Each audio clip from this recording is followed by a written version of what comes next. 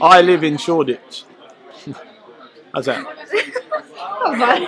I find living in Shoreditch to be a very interesting dynamic due to how dichotomized it's become over the last 7 years. I originally started life in Stoke Newington in the year 1983, and now we're in 2015. I've seen how things change over the course of the years.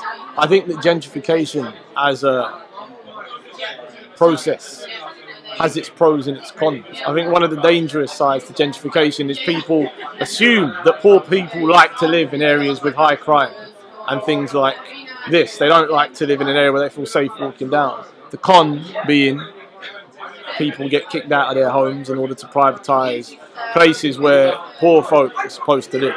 So I think that there are dual sides to the discussion that get missed a lot of the time. Living in Shoreditch, I know from being Stoke Newington 10 years ago, you definitely feel a lot safer walking down the street, and there's people that live in the same block as me that share the same views. So this is something, part of the discussion that never really gets had.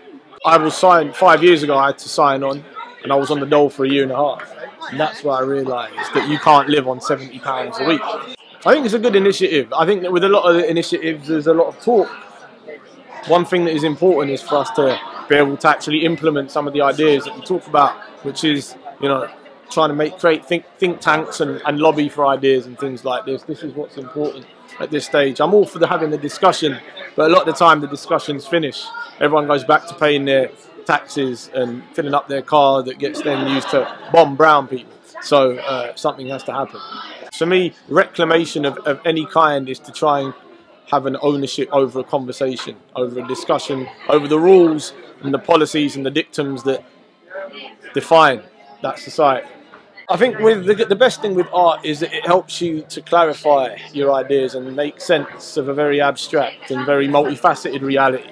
And what it does is it forces you to hone in on a particular aspect of that reality and express it or articulate it in a particular way. So, you know, it's nothing that you do through choice, it's a compulsion. It's the way that your mind works. It's the way that it's, you know, some people are naturally funny, other people aren't. Some people respond to the world in this particular way, other people respond in another way. So for me, it's just what I do. You know, it's how I work. Even if I wasn't getting paid to do what I do, I'd still be doing it. It's the same old story. So it offers you an escape. It offers you a place where you can go and live inside your head and write and make sense of it all.